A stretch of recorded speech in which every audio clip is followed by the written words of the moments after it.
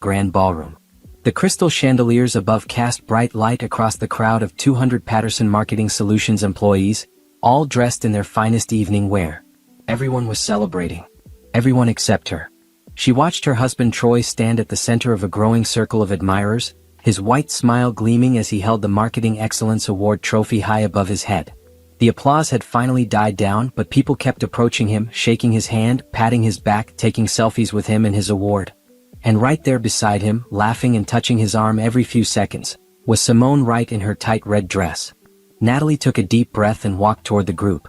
Maybe if she just stood next to Troy, people would remember she existed. She was his wife after all.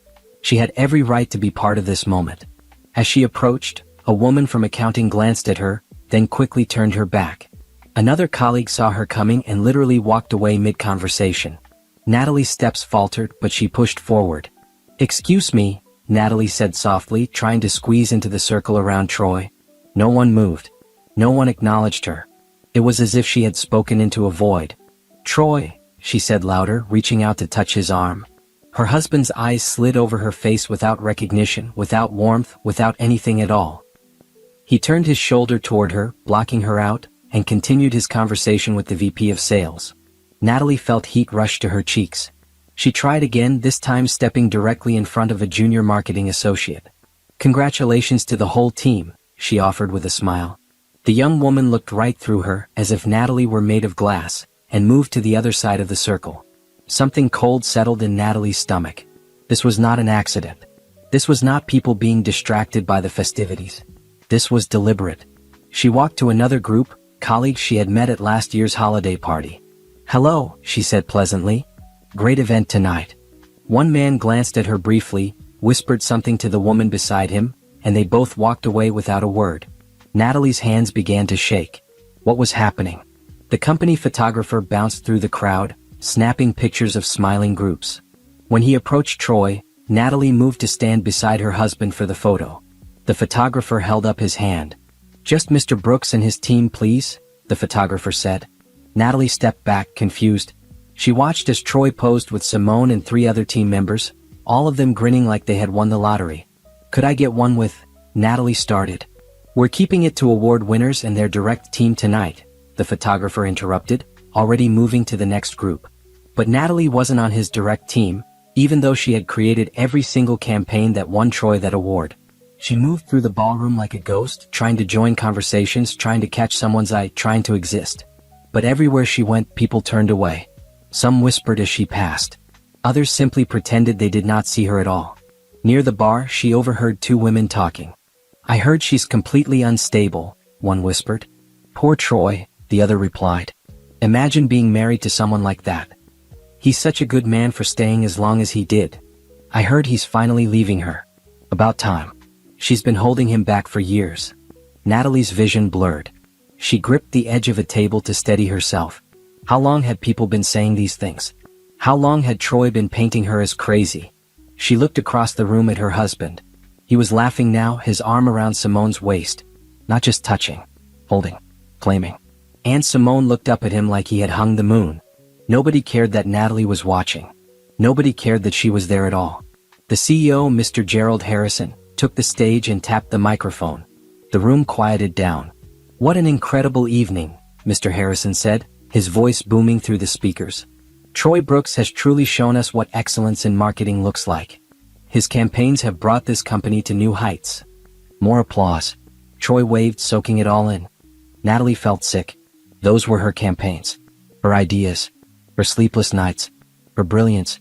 "Before we conclude tonight's ceremony," Mr. Harrison continued, adjusting his glasses as he looked down at his notes, "there is one more name I need to call." The room buzzed with curiosity. Another award? A surprise announcement? Natalie started to turn away, ready to leave this nightmare and never look back. "Natalie Brooks," Mr. Harrison said clearly, his eyes scanning the crowd. "Could you please come to the stage?"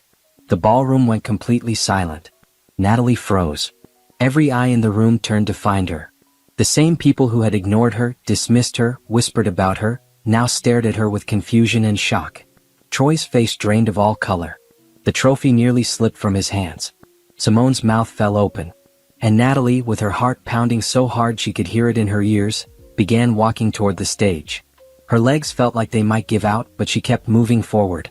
Through the crowd that now parted for her. Past her husband whose eyes were wide with panic. Past Simone who looked like she might throw up. Mr. Harrison extended his hand to help her up the stairs onto the stage. His smile was kind, professional, and something else. Something that looked like respect. Natalie took the microphone with shaking hands and looked out at the sea of faces. All those people who had treated her like she was nothing. What was about to happen would change everything. 6 months before that ceremony, Natalie had been happy. Or at least she thought she was happy. She hummed while making coffee in their small kitchen, sunlight streaming through the windows of their modest 2-bedroom house in the suburbs. "Morning, beautiful," Troy said, kissing her cheek as he grabbed his travel mug. He looked sharp in his gray suit, his dark hair freshly cut, his cologne expensive. "Big presentation today. Wish me luck." "You do not need luck," Natalie said, smiling at him. "You have me." It was their inside joke. Except it was not really a joke at all. Natalie and Troy had been married for 5 years. They met in college, both studying business and marketing. She had been the star student, winning competitions, getting job offers before graduation. Troy had been charming, funny, and honest about not being the smartest person in the room. But he loved her and she loved him, and that felt like enough. After college, Natalie had taken a position at a top marketing firm in the city.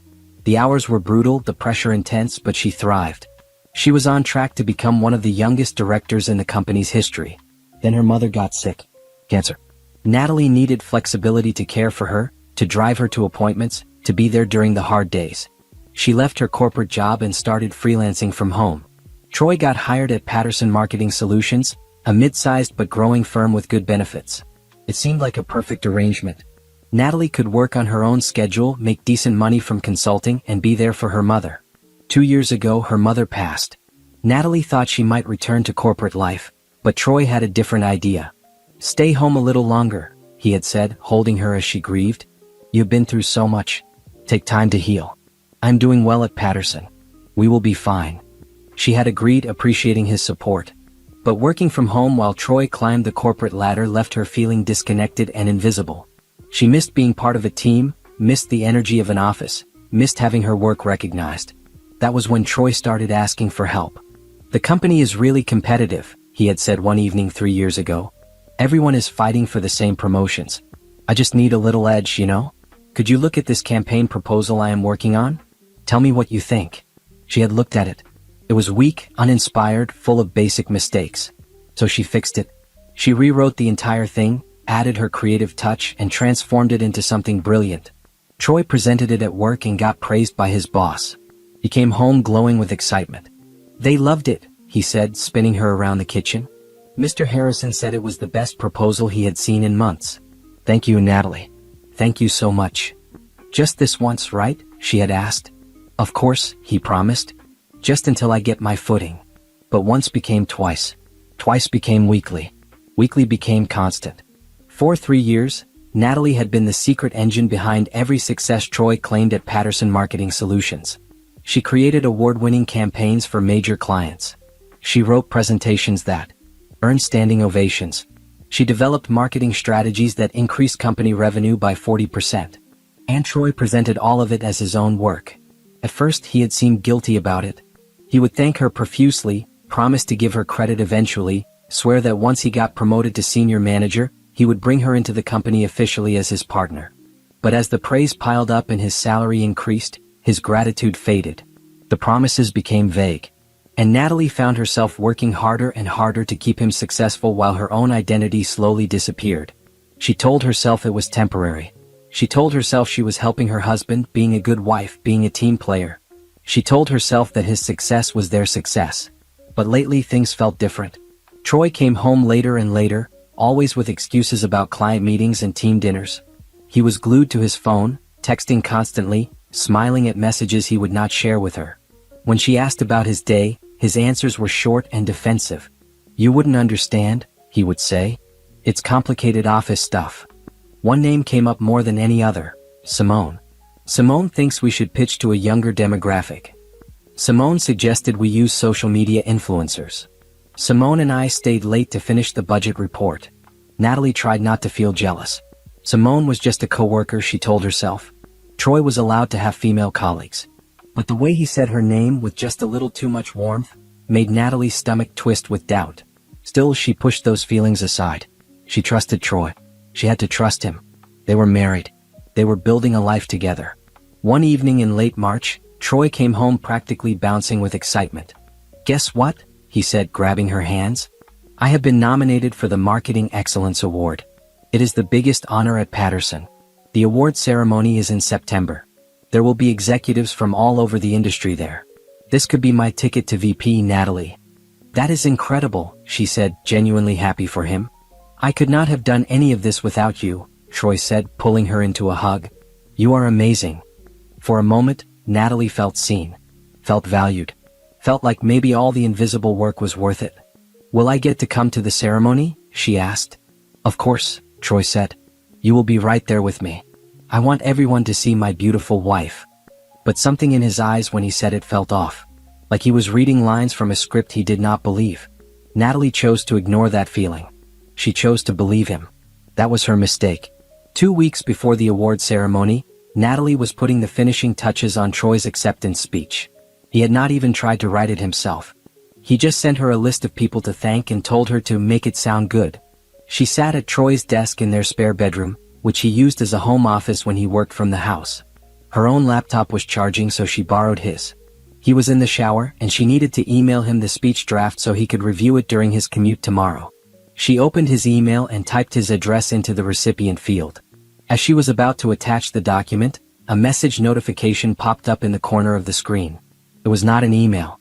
It was a message from the company's internal chat system. "Simone Wright, can't wait until you finally leave her. Tonight was amazing. She has no idea you're about to become VP and we can finally be together openly. Just 2 more weeks." Natalie's fingers froze above the keyboard. The words blurred in and out of focus as she read them again and again. "Leave her. Tonight was amazing. She has no idea." Her hands moved before her brain could catch up. She clicked on the message thread. Months of messages appeared. Hundreds of them. Starting 8 months ago. She scrolled up to the beginning. "Troy Brooks, you looked incredible in that blue dress at the client dinner. Couldn't stop thinking about you. Simone Wright, stop, you're married. Troy Brooks, unhappily married. There's a difference." Natalie felt like someone had shoved ice water into her lungs. She kept scrolling. The messages got bolder, more explicit, more cruel. "Troy Brooks, Natalie has no idea what she's doing. She just sits at home all day while I'm out here building my career. Simone Wright, doesn't she help you with your work? Troy Brooks, she types up some stuff I tell her to write. She's basically my assistant. The real genius is mine." Natalie's vision went red around the edges. More messages. Pictures. Troy and Simone at restaurants. Troy and Simone in hotel rooms. Troy and Simone kissing in his car. And then she found messages that made her blood turn cold. "Troy Brooks, I've been telling people at work that Natalie has some mental health issues. Nothing serious, just that she gets anxious and paranoid. Especially about me working with other women. I'm laying the groundwork so when I leave her, everyone will understand. Simone Wright, smart. You don't want people thinking you're the bad guy. Troy Brooks, exactly. By the time the award ceremony comes around, I'll have the VP position locked in. Right after that, I'll serve her with divorce papers.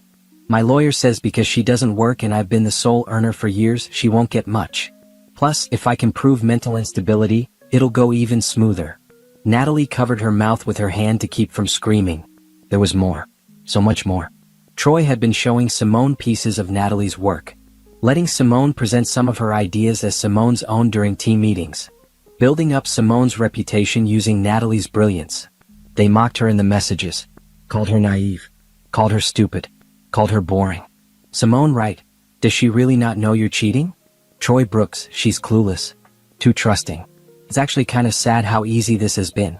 Natalie sat in the chair, staring at the screen, her whole body numb. She heard the shower turn off down the hall. Troy would be out in 5 minutes. Her hands started moving again, faster now. She opened her email on her phone and sent herself screenshots of everything. Every message. Every picture. Every cruel word. She created a new folder in his documents and found files she had never seen before. Expense reports where Troy had charged the company for expensive dinners with Simone, labeling them as client meetings. Hotel rooms. Jewelry. All paid for with company money. She copied everything to a USB drive she found in the desk drawer. Then she deleted her browsing history on his laptop, closed all the windows, and pulled up just her email with the speech attachment. By the time Troy walked into the room in his bathrobe, toweling his hair dry, Natalie was standing by the window, her face perfectly calm. "Did you send the speech?" he asked. "Just did," she said, her voice steady. "Check your email." He did not even look at her. He just picked up his laptop and clicked through to his inbox. "Looks good," he said, barely glancing at the document. "You're the best." The words that used to make her feel valued now felt like poison. "Anything else you need?" she asked. "Nope. I'm going to bed. Big day tomorrow." He kissed her forehead like she was a child, like she was nothing, and walked out of the room. Natalie stood there in the darkness, the USB drive clutched in her fist. Her heart was pounding, but her mind was clear. She was not going to fall apart. She was not going to cry and beg and scream. She was going to be smart. She was going to be strategic. She was going to make sure that when Troy's world came crashing down, he would know exactly who brought the hammer. But first she needed a plan. Natalie did not sleep that night. While Troy snored peacefully in their bed, she sat in the living room with her laptop, organizing everything she had found. She created a folder titled Evidence, and started building her case like she was preparing for the most important presentation of her life. Because in many ways she was. First, proof that she had created all the work Troy claimed as his own. She went through her personal laptop and external hard drives, pulling up every original file. Every campaign concept had metadata showing the date and time she created it. Every document had her name in the file properties as the author. She had rough drafts, brainstorming notes, research documents, everything that showed the creative process from start to finish. She compared her original files with the final versions Troy submitted at work. They were nearly identical, with only minor formatting changes. In some cases, Troy had literally copied and pasted her work word for word into company templates. She made a detailed spreadsheet listing every project, the date she created it, the date Troy presented it, and the outcome. 16 major campaigns over 3 years. All successful. All hers. Second, proof of the affair. She organized the screenshots of messages between Troy and Simone into a timeline. She included the explicit messages, the photos, and most importantly, the messages where they discussed his plan to divorce her and destroy her reputation. She also found receipt records on Troy's email for charges that never appeared on their joint credit card. A separate credit card she did not know about. Hotels, restaurants, gifts. All for Simone. Third, proof of financial fraud. Troy had been using company funds for personal expenses. Charging dinners with Simone as business meetings. Booking hotel rooms and listing them as conference accommodations. Buying expensive gifts and calling them client appreciation purchases. She downloaded his expense reports for the past 8 months. Then she cross-referenced them with the receipts and messages to Simone. The evidence was clear. Troy was stealing from Patterson Marketing Solutions. By 3 in the morning, Natalie had compiled everything into a comprehensive presentation. 52 slides. Each one backed by documentation, screenshots, and proof. She titled it, The Truth About Troy Brooks. She saved it to 3 USB drives, uploaded it to 2 different cloud storage accounts, and emailed it to herself at 4 different email addresses. Then she sat back and thought about what to do next. She could confront Troy directly, but what would that accomplish? He would lie, manipulate, and probably accelerate his plans to leave her. The company would believe him over her. She would look like the jealous, paranoid wife he had already told everyone she was. No. She needed to go to someone with authority. Someone who could verify her claims and take action. She thought about Mr. Gerald Harrison, the CEO. But she had never met him. She had no direct connection to him. Then she remembered Beverly Clark. Beverly was the HR director at Patterson Marketing Solutions. Natalie had met her once at a company picnic 2 years ago. Troy had been schmoozing with the executives, and Beverly had ended up sitting at Natalie's table. They talked for over an hour about everything from books to travel to the challenges of working in male-dominated industries. Beverly had given Natalie her card. "If you ever want to grab coffee or need anything, call me," she had said. Natalie had kept that card in her wallet, never expecting to use it. She pulled it out now and stared at the phone number. It was 4 in the morning. Too early to call. But maybe she could send an email. She opened her personal email and started typing. "Dear Mrs. Clark, I hope you remember me.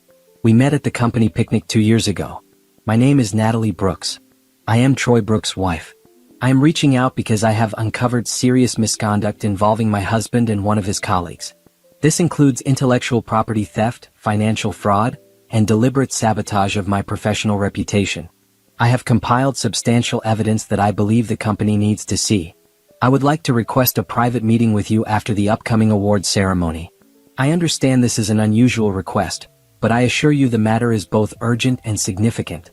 I have documentation proving that the work Troy has been presenting as his own for the past 3 years was actually created by me. I also have evidence of financial irregularities in his expense reports and communications that show premeditated fraud. Please let me know if you would be willing to meet with me. I can provide a preview of the evidence if needed. Sincerely, Natalie Brooks. She attached a 2-page summary document, just enough to show she was serious without revealing everything. Then she hit send. She closed her laptop and sat in the dark living room, watching the sky slowly turn from black to gray to pale blue. Birds started singing outside. The world was waking up, completely unaware that Natalie Brooks had just declared war. Around 6:30 her phone buzzed. An email from Beverly Clark. Natalie, of course I remember you. I'm very concerned by what you've shared. I would like to meet with you as soon as possible. Would you be available tomorrow afternoon at 2 p.m.? We can meet at the coffee shop on Maple Street, away from the office. This is a serious matter and I want to give it the attention it deserves. Please bring whatever documentation you have. Thank you for coming forward. Beverly. Natalie felt tears sting her eyes for the first time since discovering the messages. Not tears of sadness but tears of relief. Someone believed her. Someone was going to listen. She typed back a quick confirmation, then got up to start the coffee. Troy would be awake soon, expecting her to make him breakfast, expecting her to smile and act like everything was normal. And she would. For 2 more weeks, she would play the role of the devoted, clueless wife. Because the trap was set. And Troy Brooks had no idea he was about to walk right into it. The next 13 days were the hardest of Natalie's life. Not because of the betrayal, she had already processed that pain. Hard because she had to pretend everything was fine while watching her husband prepare for his moment of glory, completely unaware that it was about to be ripped away from him. The day after she emailed Beverly, Natalie met her at the coffee shop as planned. She brought her laptop and one of the USB drives containing all her evidence. Beverly, a tall woman with gray streaks in her black hair and intelligent eyes behind stylish glasses, sat across from her with a notepad and a serious expression. "Show me what you have," Beverly said gently. Natalie opened her laptop and walked Beverly through everything. The timeline of stolen work. The messages between Troy and Simone. The financial fraud. The plan to destroy her reputation and divorce her right after securing his promotion. Beverly's expression grew darker with each piece of evidence. She took notes, asked clarifying questions and requested copies of specific documents. "This is worse than I thought," Beverly said finally. "Much worse. The intellectual property theft alone is a fireable offense. The financial fraud is potentially criminal. And the deliberate reputation sabotage is harassment." "What happens now?" Natalie asked. "I need to bring this to Mr. Harrison immediately," Beverly said. "He's out of town this week for a conference, but he'll be back 3 days before the award ceremony. I'll present this to him directly. He'll want to verify everything, which means we'll need to access Troy's company accounts and expense records. Will Troy know I'm the one who reported him? Eventually, yes. But not until we've completed our investigation. I'll list you as a confidential informant in my initial report." Beverly reached across the table and squeezed Natalie's hand. "You're doing the right thing. What he did to you, what he's doing to this company, it's not acceptable. You deserve better." Natalie felt something loosen in her chest. Someone saw her. Someone believed her. Someone was on her side. "There's something else I want to propose," Beverly said carefully. "The vice president of creative strategy position that Troy is being considered for. You created the work that made him a candidate. You have the talent and the credentials. Would you be interested in that position?" Natalie's eyes widened. "Are you serious?" "Completely. Once this investigation is complete and Troy is terminated, we'll need someone brilliant to lead our creative division. You're more than qualified. You've essentially been doing the job for 3 years already. We just need to make it official and give you the recognition you deserve." For the first time since discovering the affair, Natalie smiled a real smile. "Yes," she said. "I would be very interested." "Good. Leave the rest to me." They spent another hour going over details, planning the timeline, and making sure every piece of evidence was accounted for. When Natalie left the coffee shop, she felt like she had just suited up for battle. Back at home, Troy was in full preparation mode for the ceremony. He had rented an expensive tuxedo. He rehearsed his acceptance speech in front of the mirror, the speech Natalie had written for him. "How do I sound?" he asked her one evening. She was folding laundry and had to bite her tongue to keep from screaming the truth at him. "You sound great," she said instead, her voice flat. He did not even notice her lack of enthusiasm. He was too absorbed in his own fantasy. The phone rang one evening while Troy was in the shower. Natalie answered. "Hello." There was a pause, then a quick hang-up. Natalie checked the caller ID. It was a cell phone number she did not recognize, but she knew it had to be Simone. When Troy came out, wrapped in a towel, Natalie handed him the phone. Someone called and hung up. Troy's face flickered with panic for just a second, then smoothed over. "Probably a spam call," he said, not meeting her eyes. "Probably," Natalie agreed, though they both knew the truth. She watched him text someone rapidly on his phone, his face tense. When he caught her looking, he put the phone away and smiled. "What do you want for dinner?" he asked. Like everything was normal. Like he was not planning to humiliate her and leave her.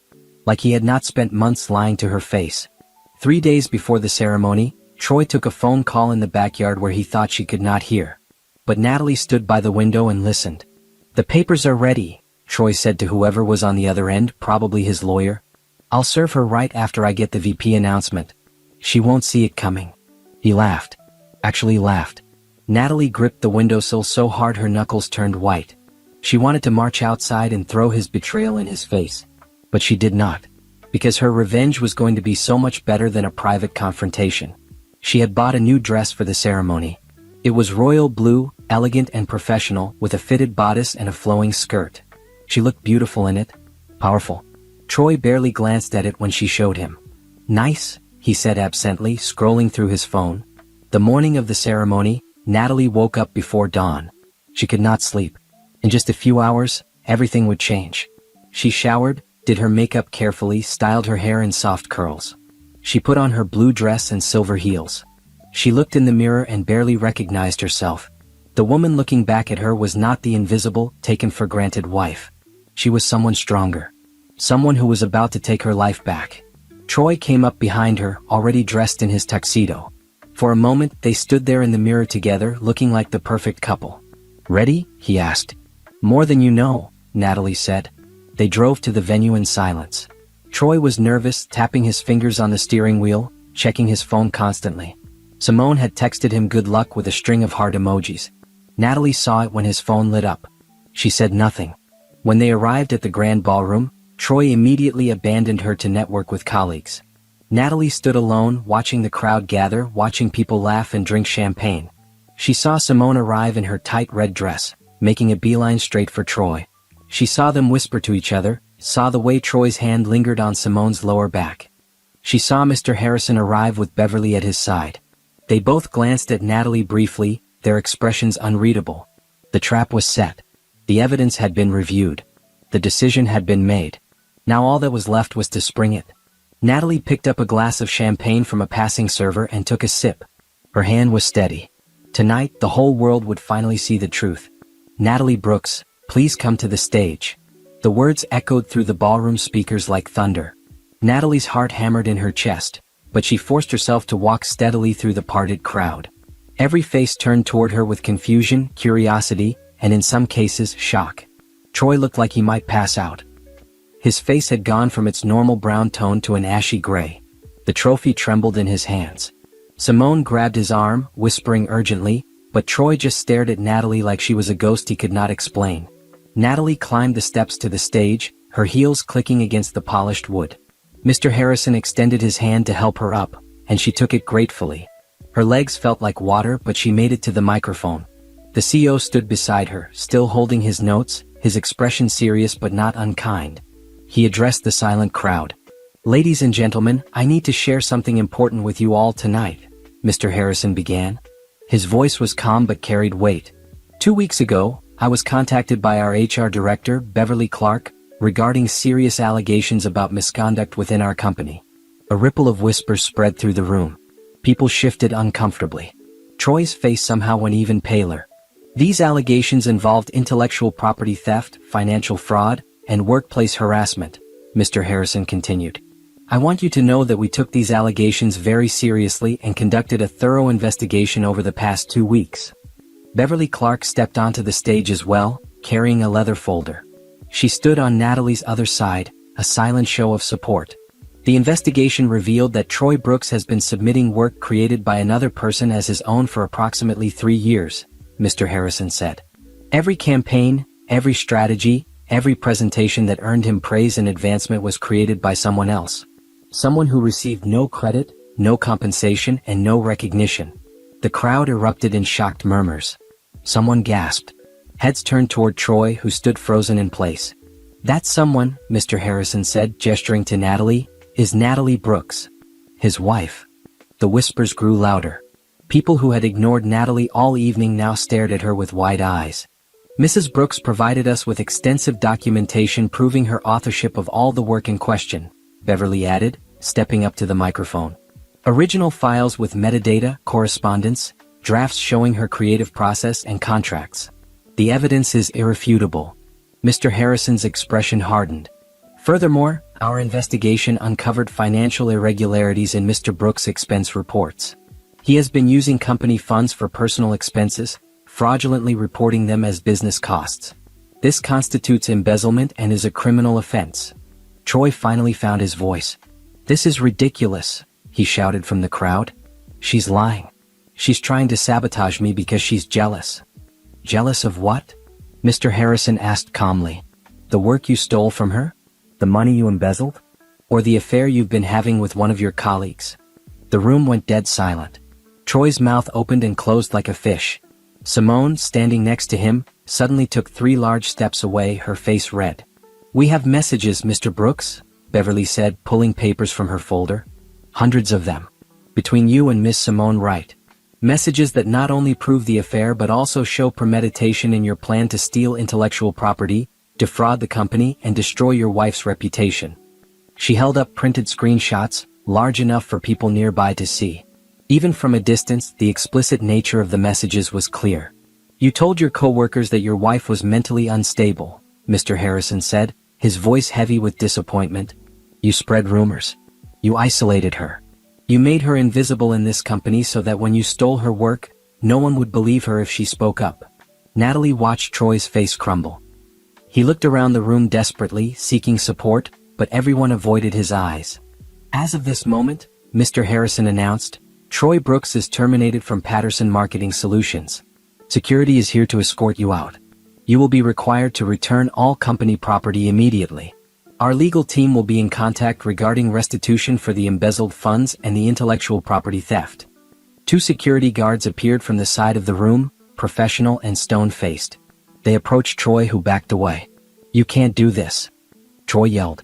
"I'll sue. This is wrongful termination." "You're welcome to try," Beverly said coolly.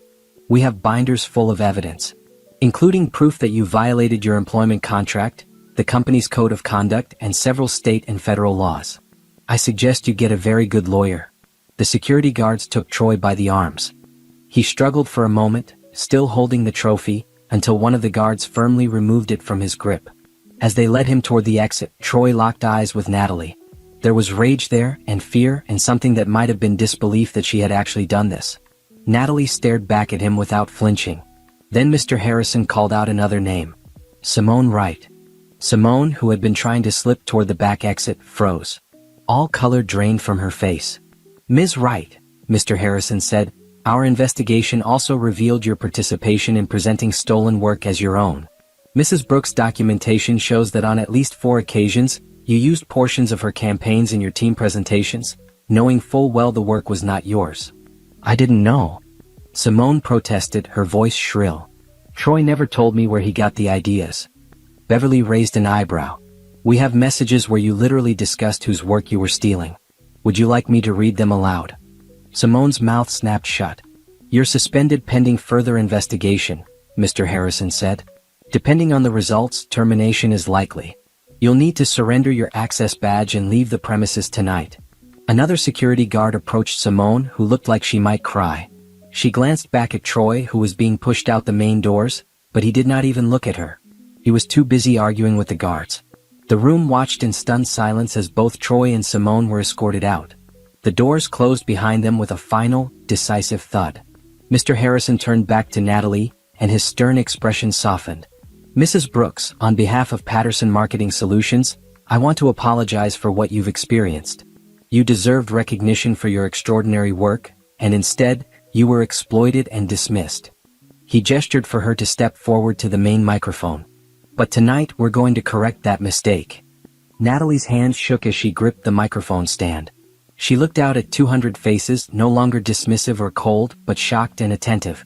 The Marketing Excellence Award that was presented to Mr. Brooks tonight is hereby rescinded, Mr. Harrison announced. And while we cannot give you an award for work that was technically submitted under someone else's name, we can do something better. He pulled an envelope from his jacket pocket. Mrs. Brooks, Patterson Marketing Solutions would like to offer you the position of Vice President of Creative Strategy. This role comes with a substantial salary, full benefits, equity in the company, and most importantly, full credit and intellectual property rights for all the campaigns you created. Natalie felt tears well up in her eyes. She blinked them back, refusing to cry. Not now. We would also like to offer you a settlement for damages to your reputation and compensation for the work you provided without payment, Beverly added, stepping forward with official-looking documents. All the details are here. You don't have to answer tonight. Take time to review everything with a lawyer. But Natalie did not need time. She had spent 3 years invisible, diminished, erased. I accept, she said clearly into the microphone. The room erupted in applause. Real applause this time, not the polite golf claps from earlier. People stood up. Some were clapping because they were genuinely happy for her. Others were probably just relieved not to be associated with the scandal. But Natalie did not care about their motivations. For the first time in 3 years she was seen. She was valued.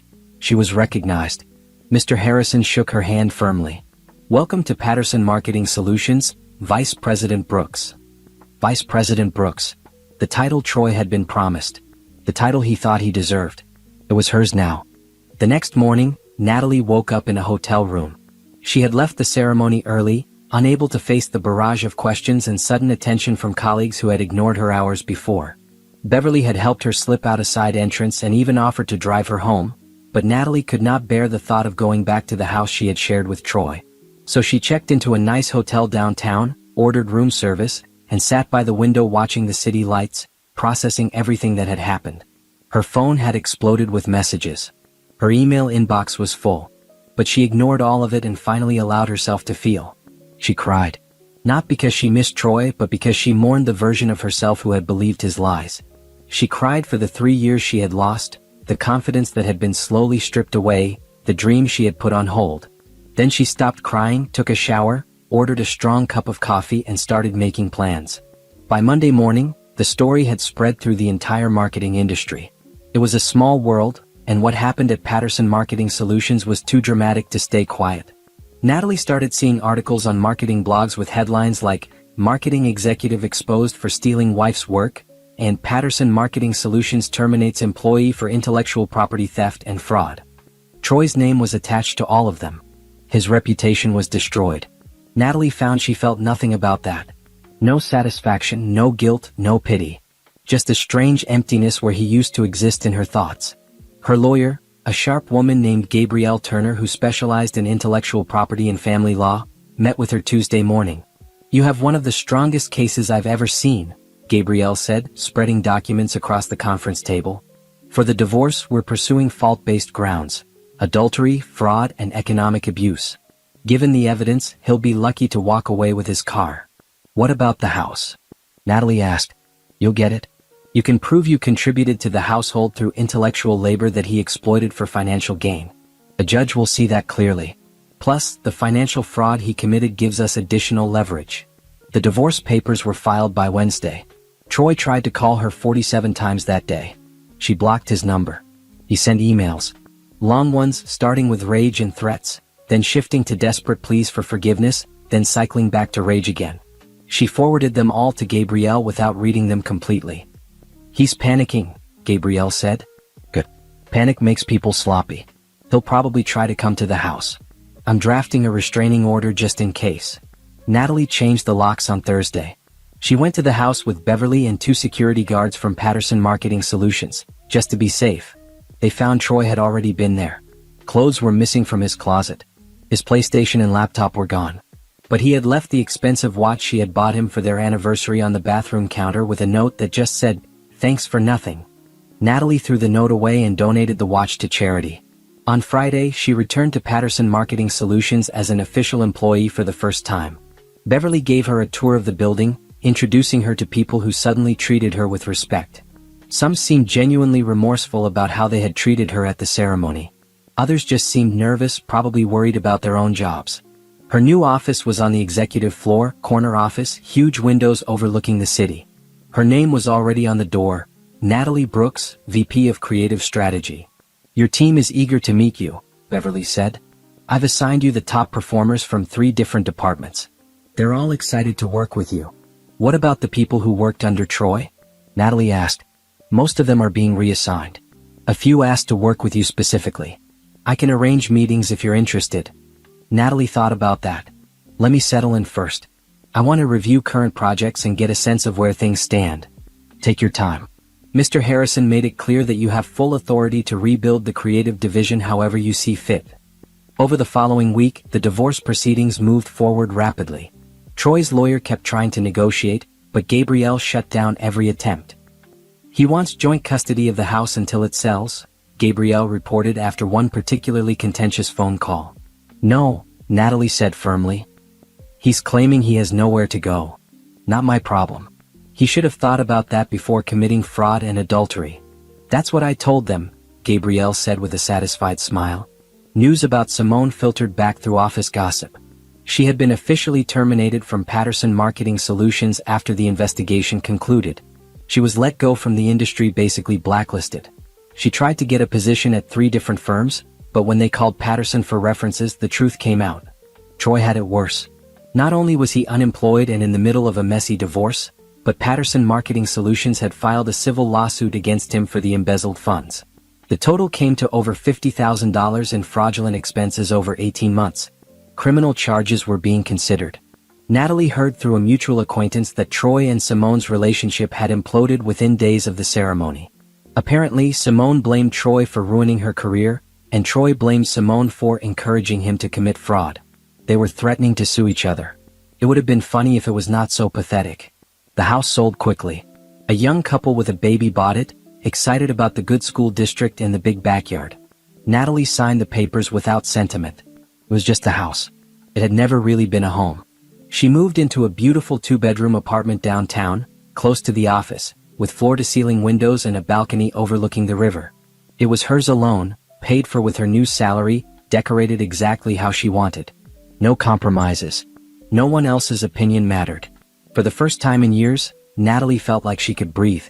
3 months after the ceremony, Natalie sat in her office reviewing quarterly reports when Beverly knocked on her door. Got a minute? Beverly asked. Always, Natalie said, gesturing to the chair across from her desk. Beverly sat down with a slight smile. I wanted to give you an update on the Troy situation. Figured you'd want to know. Natalie set down her pen. She had been so busy building her new life that she had barely thought about her ex-husband in weeks. What happened? The criminal charges were filed last week. Embezzlement and fraud. His lawyer is trying to negotiate a plea deal, but the DA's office isn't budging. They want to make an example out of him. How much time could he get? 2 to 5 years if convicted. Probably less if he pleads out, but he'll have a criminal record either way. That'll make it nearly impossible to work in marketing or any corporate setting again. Natalie absorbed this information without emotion. Part of her, the part that had loved him once, felt a twinge of pity. But mostly she just felt tired.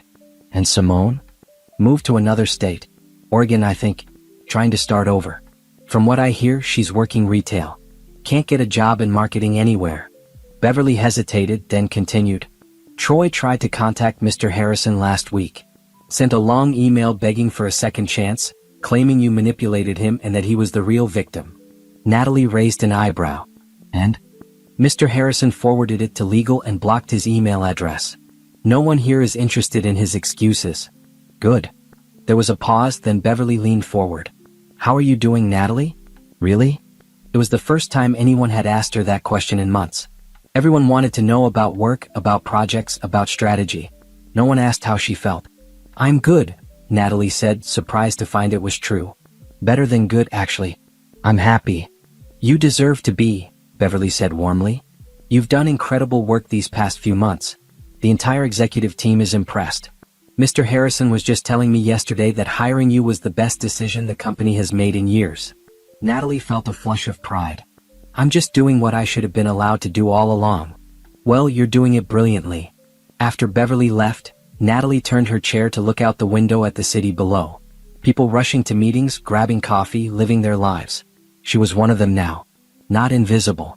Not diminished. Just herself. Her phone buzzed with a text from an unknown number. For a moment, she worried it might be Troy trying to contact her from a new phone. But when she opened it, the message read, "Hi Natalie, this is Claire from your morning coffee shop. I know this is random, but there's a guy here who comes in at the same time as you every day, and he wanted me to ask if you'd be interested in getting coffee with him sometime. I know it's weird, but he's really nice and respectful and didn't want to bother you directly. No pressure at all. Claire." Natalie laughed out loud. She had been so focused on work and rebuilding her life that she had not even noticed anyone paying attention to her. She thought about it for a moment, then texted back, "Thanks Claire, but I'm not ready to date yet. Tell him I'm flattered though." The reply came quickly, "Totally understand. He said if you ever change your mind, his name is Isaiah and he's there every Tuesday and Thursday." Smiley face. Natalie smiled and put her phone away. Maybe someday she would be ready for that. But not yet. Right now, she was focused on being the best version of herself. That evening, she attended a marketing industry mixer downtown. 6 months ago, she would never have been invited. Now, as VP of Creative Strategy at Patterson Marketing Solutions, people actively sought her out. She spent 2 hours networking, exchanging ideas, and making valuable connections. People wanted to hear her insights. They respected her opinions. They treated her like the expert she was. As she was leaving, a woman approached her. She looked young, maybe 25, nervous but determined. "Miss Brooks? I'm sorry to bother you, but I had to say something." "It's no bother," Natalie said kindly. "What's on your mind?" "I read about what happened with your husband. The whole industry knows about it. And I just wanted to say thank you." Natalie blinked in surprise. "Thank you?" "Yes. I'm in a similar situation. My boyfriend and I work at the same agency, and I've been writing all his client proposals for 2 years. He keeps promising to give me credit, but it never happens. Reading about what you did, how you stood up for yourself, it gave me courage. I'm going to my boss tomorrow and telling her the truth." The young woman's eyes were bright with determination and fear in equal measure. Natalie took her hand and squeezed it gently. "You deserve recognition for your work. Don't let anyone convince you otherwise. And if your boss doesn't listen, you have options. Document everything. Keep copies of your original files. Protect yourself." "I will. Thank you, Ms. Brooks. Really." As Natalie walked to her car, she felt something shift in her chest. Her pain, her humiliation, her struggle had become something bigger. It was not just about her anymore. She could help other women avoid what she went through. She could use her position to mentor, to advocate, to make sure no one else had to stay invisible. That night, lying in her own apartment, in her own bed, surrounded by silence that was peaceful rather than lonely, Natalie Brooks fell asleep with a smile on her face. She had not just survived. She had won. 6 months after the ceremony, Natalie stood in front of a packed conference room at the National Marketing Summit, preparing to deliver her first keynote speech. The room held 300 marketing professionals from across the country, all there to hear her speak. The title of her presentation, "Protecting Your Creative Work, Intellectual Property and Recognition in a Competitive Industry." She wore a sharp gray suit, her natural hair styled beautifully, her confidence radiating from every pore. As she took the stage, the audience broke into welcoming applause.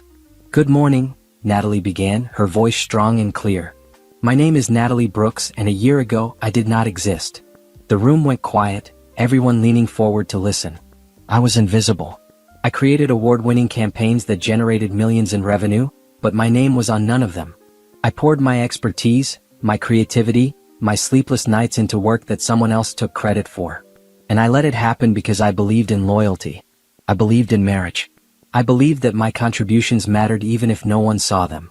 She clicked to the next slide, which showed a simple but powerful statement.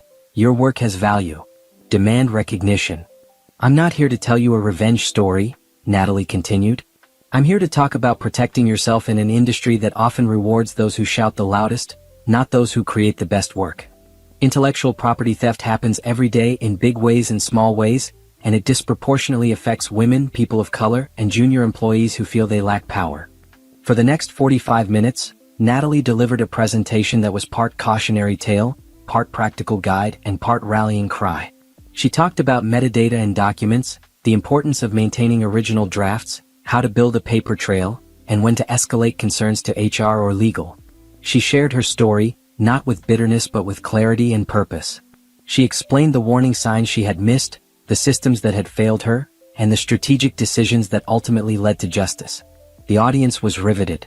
People took notes furiously. Several women in the crowd wiped away tears. When she finished, the standing ovation lasted a full 3 minutes. During the Q&A session, hands shot up all over the room.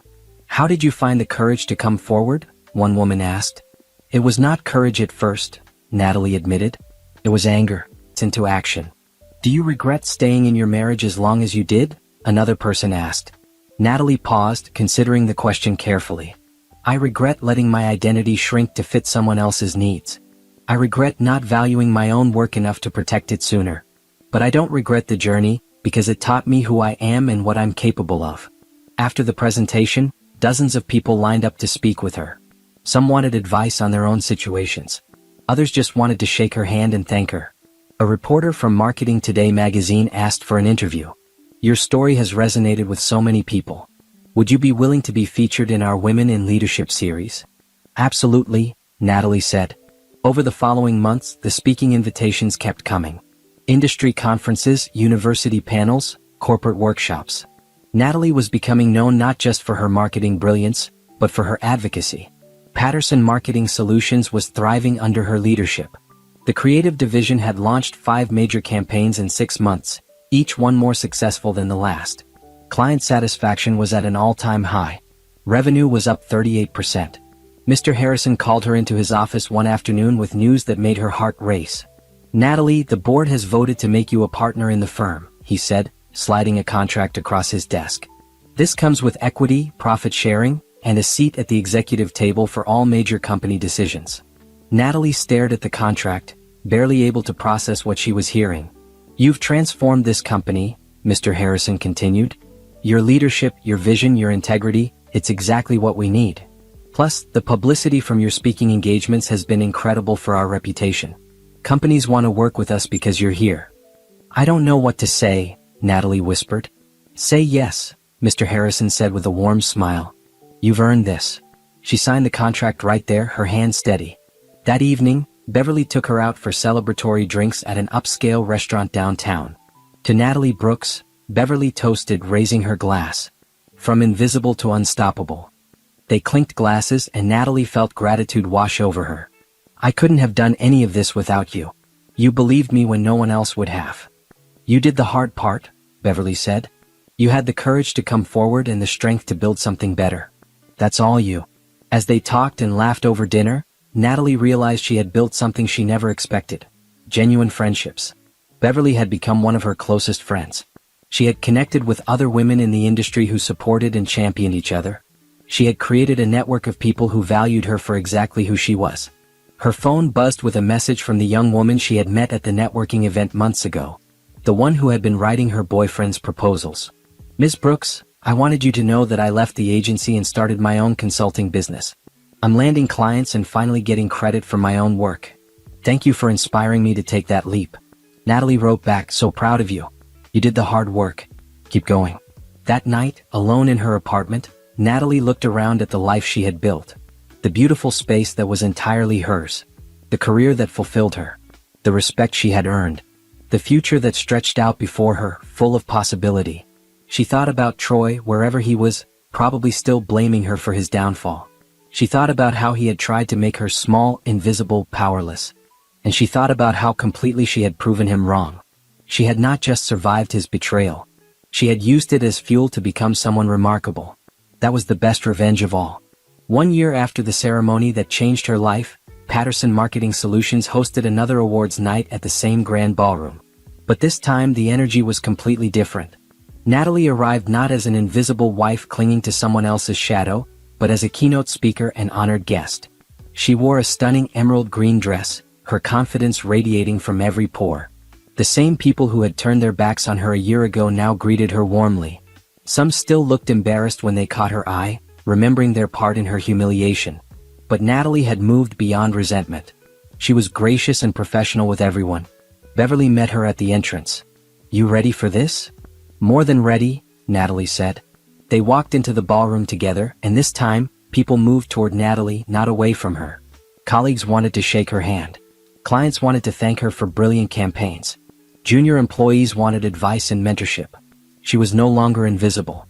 She was celebrated. Mr. Harrison welcomed everyone and began the evening's presentations. There were awards for sales excellence, customer service, and team leadership. Natalie applauded for each winner, genuinely happy to see good work recognized.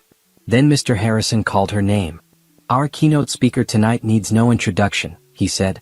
"In 1 year, Natalie Brooks has transformed our creative division, elevated our company's reputation, and become a voice for integrity and recognition in our industry. Please welcome our partner and VP of Creative Strategy, Natalie Brooks." The applause was genuine and enthusiastic. Natalie walked to the same stage where her life had changed exactly 1 year ago, and took the microphone with steady hands. She looked out at the crowd, remembering what it felt like to be ignored, dismissed, and treated like she did not matter. Then she looked at who she had become. "Thank you all for being here tonight," Natalie began. "A year ago, I stood in this room and learned a powerful lesson, that staying silent about injustice does not make you humble or patient. It makes you complicit in your own erasure." People shifted in their seats, paying close attention. "Tonight, I want to talk about recognition," Natalie continued. "Not the kind that comes from trophies or titles, though those are nice. I'm talking about the recognition you give yourself. The acknowledgement that your work matters, your voice matters, your presence in any room matters." She shared her journey, not dwelling on the painful parts but focusing on the transformation. She talked about finding allies like Beverly, about learning to document and protect her work, about discovering that asking for what you deserve is not selfish, it's necessary. "I've learned that revenge isn't about destroying someone who hurt you," Natalie said, her voice strong and clear. "Real power comes from building yourself into someone so successful, so fulfilled, so complete that the betrayal becomes just a chapter in your story, not the whole book." She concluded with advice for everyone in the room, especially the women and young professionals. "Protect your work, know your worth, build your network, and never let anyone convince you that your contributions are less valuable than you know them to be." The standing ovation was immediate and thunderous. Natalie stepped off the stage with tears in her eyes, but they were happy tears this time. As people mingled during the reception, a man approached her near the refreshment table. He was tall, with warm brown eyes and an easy smile, wearing a well-fitted navy suit. "Miss Brooks," he said. "I hope I'm not interrupting." "Not at all," Natalie said, recognizing him but not sure from where. "I'm Isaiah Grant. I'm an architect. We've never officially met, but I see you at the coffee shop on Cedar Street most mornings." Natalie's eyes widened slightly. "Isaiah." The name Claire had mentioned months ago. "I heard your speech tonight," Isaiah continued. "I wasn't invited to this event, actually. I'm here as a guest of a client. But I'm glad I came because what you said really moved me. The part about knowing your worth and not letting others diminish your light, that resonated with me." There was something genuine in his eyes, something kind and respectful. No agenda, no game, just honest appreciation. "Thank you," Natalie said. "That means a lot." They talked for a few minutes about architecture and marketing, about the creative process and the challenges of building something meaningful in competitive industries. The conversation flowed easily, naturally, without pressure. "I know you're incredibly busy," Isaiah said as the conversation wound down. "But if you ever wanted to grab coffee, not as a date necessarily, just as two people who appreciate good conversation, I'd really like that." Natalie hesitated for just a moment. A year ago, she would have said no automatically, too hurt and too focused on healing to even consider opening herself up to someone new. But she was not that person anymore. She was stronger now, whole on her own. And maybe that meant she was ready to let someone see that wholeness without fear. "I'd like that too," Natalie said, pulling out her phone. "Let's exchange numbers." Isaiah's smile was genuine and warm. "I promise I'm not that forward usually. There's just something about you that makes me want to be brave." After he left to return to his client, Beverly appeared at Natalie's side with a knowing smile. "Who was that?" "Someone new," Natalie said. "Maybe. Good for you. You deserve happiness." "I already have happiness," Natalie corrected gently. "But maybe I'm ready to share it." As the evening wound down, Natalie stood by the window looking out at the city lights, reflecting on the incredible year behind her. She thought about the woman she used to be, desperate for scraps of recognition from a man who never valued her. She thought about the moment when everything fell apart, and how that destruction had actually set her free. She thought about the career she had built, the women she was mentoring, the voice she had found, and the future that stretched out before her full of possibility. Tomorrow she had 3 client meetings and a conference call with a company in Seattle that wanted her to lead their entire rebranding campaign. Next week, she was flying to New York to speak at another conference. Next month, she was launching a mentorship program at Patterson Marketing Solutions specifically for women and junior employees. Her life was full. Not with someone else's dreams, but with her own. And if Isaiah turned out to be someone worth getting to know, that would be a lovely addition. But if it did not work out, she would still be complete, still be whole, still be exactly who she had fought so hard to become. She pulled out her phone and opened her notes app, where she kept a list of goals and reflections. At the top, she added a new entry. 1 year ago, I was invisible. Today, I am unstoppable. The best revenge is becoming someone so brilliant that the betrayal becomes irrelevant. I did not just survive. I transformed. And this is only the beginning. Natalie saved the note and put her phone away. She finished her champagne, said goodbye to Beverly and Mr. Harrison, and walked out of the ballroom with her head high. Outside, the night air was cool and refreshing. The city hummed with life around her. She stood there for a moment, breathing it all in. Then she got in her car and drove home to her beautiful apartment, to her peaceful space, to the life she had built with her own 2 hands and her brilliant mind. She had everything she needed. And for the first time in her adult life, Natalie Brooks was excited to wake up tomorrow and see what came next. Not because of someone else. Not for someone else. Just for herself.